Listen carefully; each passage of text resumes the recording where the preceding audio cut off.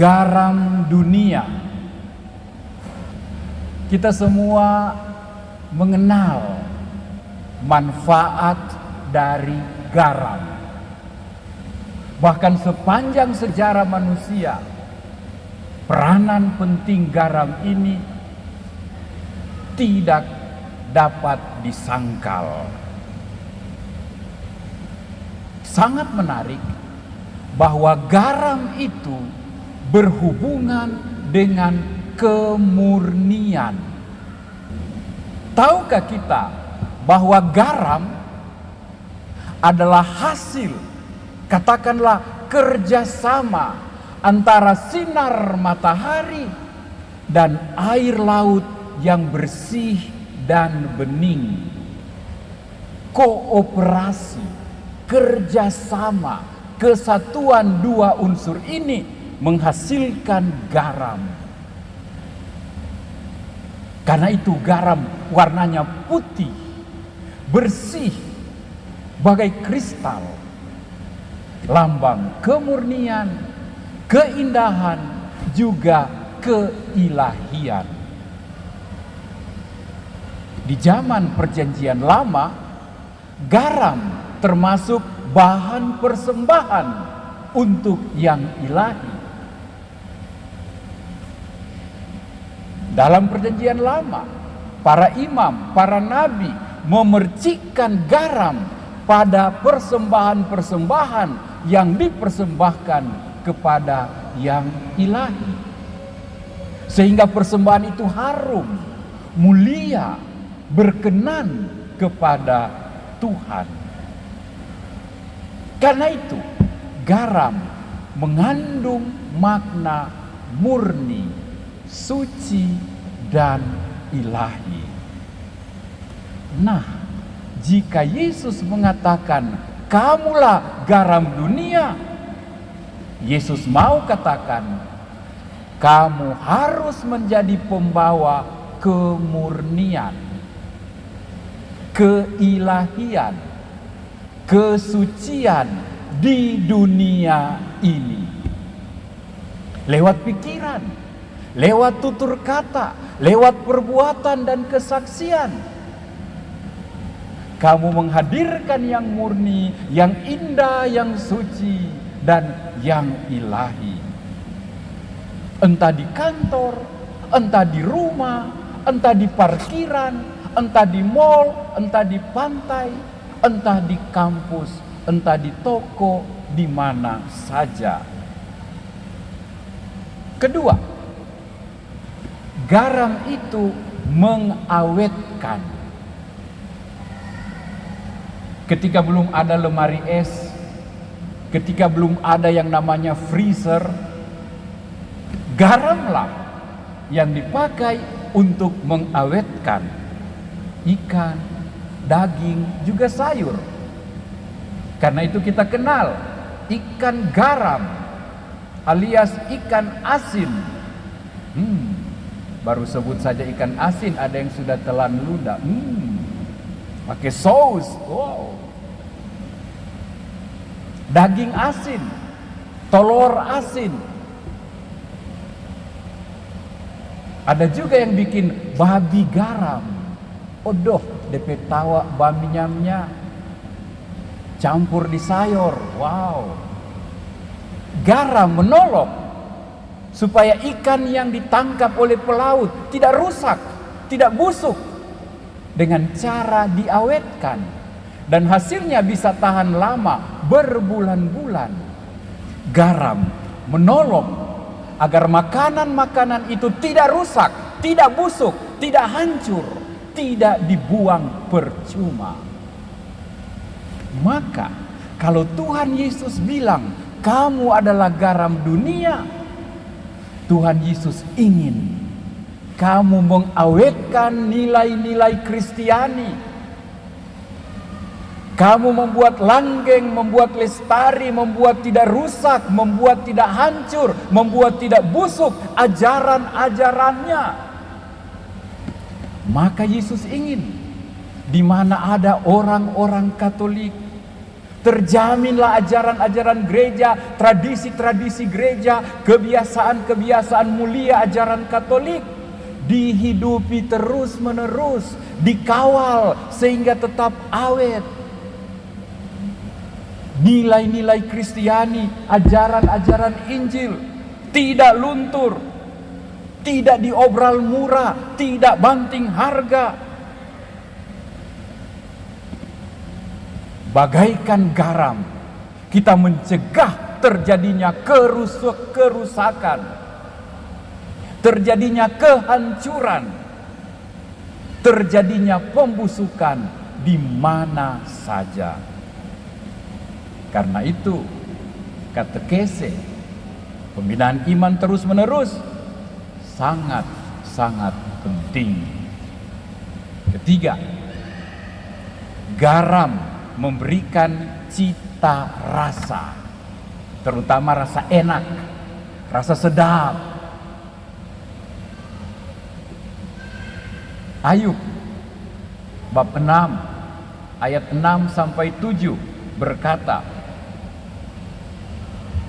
dapatkah makanan yang tawar dimakan tanpa garam? Aku tidak menyukainya, aku tidak menjamahnya, sebab makanan itu membuat aku mual. Benar, benar. Garam memberi cita rasa enak, rasa sedap. Tanpa garam, makanan menjadi hambar, tawar, tidak disukai. Maka jika Yesus mengatakan, kamu adalah garam dunia, Yesus ingin kamu seperti garam punya pengaruh yang baik, yang bagus. Kehadiranmu membawa cita rasa di mana saja kau berada, dalam kelompok mana saja kau berada. Kau membawa pengaruh baik, kau membawa pengaruh positif, kau disukai, kau dinantikan kehadiranmu, kau dijemput dan disambut keberadaanmu. Tuhan tidak mau kamu tawar, hambar, suam-suam kuku, atau lau-lau, atau PPTA, panas-panas tai ayam. Di tengah dunia yang tanpa rasa akan Allah, di tengah dunia yang hilang rasa akan yang suci, yang habis rasa akan kasih, akan kemanusiaan, akan pengorbanan, para pengikut Kristus harus hadir bagaikan garam yang punya pengaruh baik, yang dicari, yang dibutuhkan, yang tanpa itu orang tidak bisa hidup.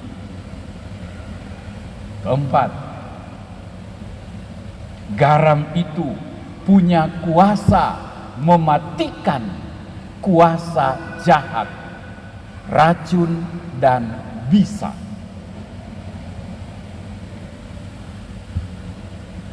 Kita masih ingat kisah Nabi Elisa dari Yeriko dalam 2 Raja-Raja bab 2 ayat 19 sampai 22. Di Yeriko ada sebuah sumber air putih bening bersih.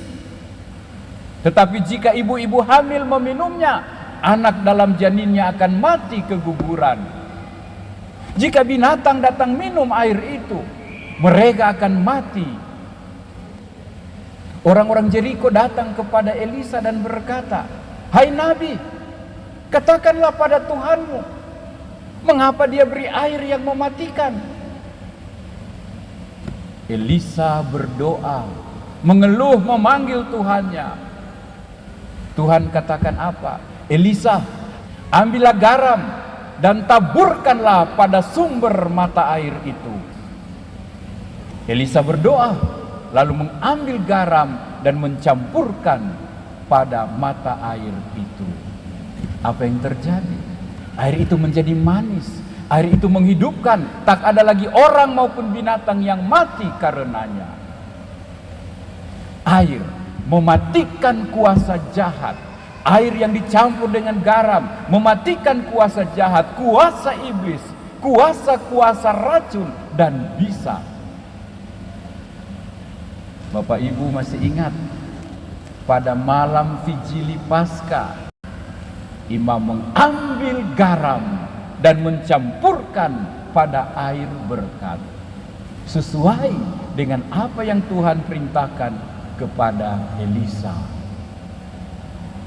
Ibu bapak, saudara-saudariku, anak-anak muda juga yang sering berkemah, ingat ketika kita membuat tenda di dekat danau Lindung atau apa namanya itu, kita taburi garam mengelilingi tenda kita supaya ular, binatang berbisa ketika mencium bau garam langsung balik kanan, sehingga kita dilindungi oleh taburan garam ini. Maka kalau Tuhan Yesus katakan kepada kita, kamu adalah garam dunia, Tuhan ingin kita mampu mengalahkan, mampu mematahkan kuasa si jahat, kuasa si iblis, racun dan bisa apapun juga. Tuhan ingin melindungi kita, melindungi dunia dari kematian, dari racun, dari bisa, dengan air kudusnya, dengan air berkatnya yang ditaburi dengan garam, dilimpahi oleh kuasanya. Kita harus mampu melawan kejahatan dengan menjadi garam di dunia ini. Apa saja yang buruk, apa saja yang salah, apa saja yang negatif, apa saja yang tidak benar, kita perlu lawan. Pertanyaannya, masih bergaramkah kita? Jangan tawarlah, nanti dibuang. Sudah dibuang, diinjak-injak lagi. Jika nilai-nilai kekristenan, nilai-nilai Injili menjadi lebih tawar, menjadi lebih hambar, dikalahkan oleh unsur-unsur dunia yang kotor, yang tidak murni, yang jahat, yang rusak, yang busuk, maka itu adalah tanda kita tidak lagi menjadi garam di dunia ini. Dan jika ini terjadi, kita bersalah. Pertama, karena kita membiarkan diri kita tidak menjadi garam yang baik di dunia yang membutuhkan garam. Kedua, kita bersalah karena kita tidak memenuhi panggilan dan tugas kita untuk mencegah terjadinya bahaya-bahaya besar, hilangnya kemurnian, hilangnya nilai-nilai yang harus diawetkan, hilangnya cita rasa kebaikan untuk membuat dunia indah dan baik, dan kita tidak mencegah merajalelanya kejahatan yang mematikan. Saudara, tanyakan pada mama di dapur, garam seujung jari bisa membuat enak masakan sebelanga, menjadi gurih, menjadi sedap, menjadi penuh cita rasa. Sedikit saja, di ujung jari saja cukup untuk membawa keenakan, membuat awet, mencegah kerusakan, mencegah kebusukan. Maka sejemput pengorbanan, sejemput kesaksianmu yang baik, sejemput keutamaan yang baik yang engkau sumbangkan bagi dunia ini, akan merubah belanga, rumah, komunitas, paroki, kota kita menjadi indah, berasa, penuh kemurnian, penuh nilai-nilai kebaikan. sedikit. Tapi jika setiap orang memberikan kontribusinya, dunia akan kita rubah. Betapa kita mampu merubah dunia. Yesus sudah lihat itu, dan Yesus minta, jadilah garam dunia. Masih ingat 5 roti dan 2 ikan, sedikit saja, tetapi di tangan Yesus memuaskan, mengenyangkan, membahagiakan, menyejahterakan 5.000 laki-laki, belum termasuk wanita. Sedikit saja, berikan pada Kristus, dan Kristus merubah dunia melalui kamu. Dan jangan lupa, Nabi Yesaya tadi mengatakan dalam bacaan pertama, semua pengaruh-pengaruhmu yang baik, semua perbuatan-perbuatanmu yang baik, memberi makan, memberi minum, memberi tumpangan, memberi pakaian, akan mencegah kebusukan, akan mengawetkan kebaikan, akan mematikan si jahat, dan menumbuhkan aneka kebaikan. Dan perbuatan-perbuatan baik itu akan menyembuhkan luka-lukamu, dan banyak dosa akan diampuni, termasuk luka dan dosa-dosamu sendiri. Dan bila engkau memanggil Tuhan, Tuhan akan menjawab, ya, ini aku. Yesaya katakan, kegelapanmu pun akan berubah laksana cahaya di siang hari. Jadilah garam dunia. Tuhan yang minta, karena Tuhan tahu kita bisa. Mari kita hening sejenak, kita ambil sikap meditasi. Katupkanlah matamu dengan lembut, bisikan dalam hatimu, aku siap ya Tuhan, aku siap menjadi garam, mulai dari rumah, komunitas. Genggamlah tangan Yesus dan bisikanlah niatmu menjadi garam yang memurnikan, yang mengawetkan, yang menyembuhkan, yang mengalahkan kejahatan. Kamu adalah garam dunia. Hendaklah kamu selalu mempunyai garam dalam dirimu. Jika garam itu menjadi tawar, maka ia akan dibuang dan diinjak-injak orang. Tuhan, alirilah hamba-Mu dengan segala daya kekuatan dan berkat-Mu. Melimpahlah kuasa-Mu dalam diriku untuk menjadi garam dunia.